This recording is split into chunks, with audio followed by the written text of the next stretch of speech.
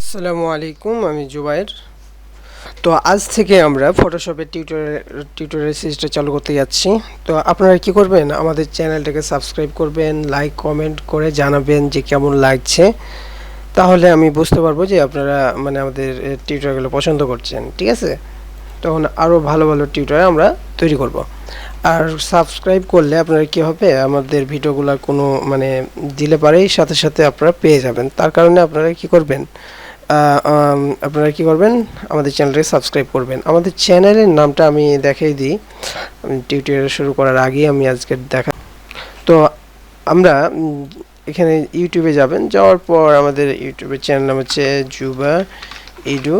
হ্যাঁ, লিখলে পারি আমাদের চ্যানেলটি চলে আসবে। এখান থেকে সাবস্ক্রাইব করবেন অথবা এর ভিতরে যাবেন, যাওয়ার পর ভিডিওগুলো দেখবেন।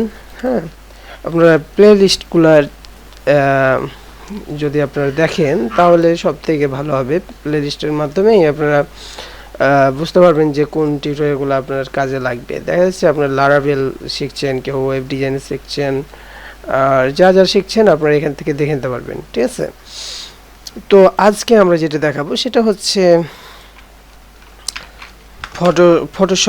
ফটোশপটা ইনস্টল করা। ঠিক আছে,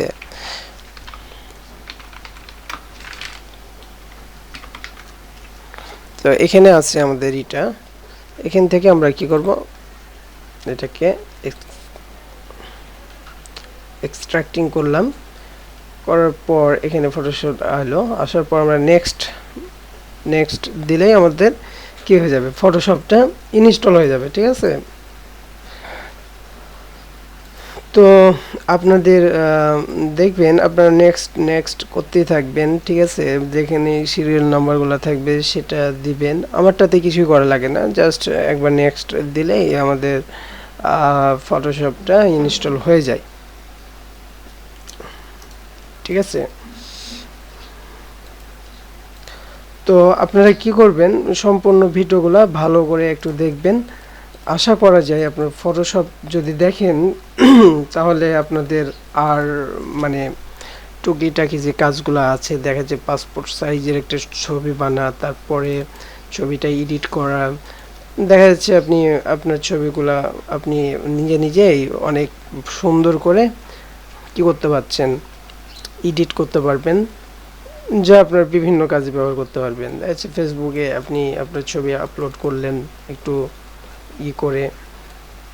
তো আমরা কি করব, এই ছবিটাকে আমরা এডিট করে দেখাবো। হ্যাঁ, এই ছবিটাকে আমরা এডিট করে দেখাবো যে এই দাগগুলা কিভাবে উঠাতে হয়। তারপর এখানে আমরা একটু দেখা যাচ্ছে যে ঠোঁটে একটু আমরা কালার দিতে পারি, লাল কালারের মতন, যাতে ছবিটা যেন আরও সুন্দর লাগে, সেটা করার জন্য।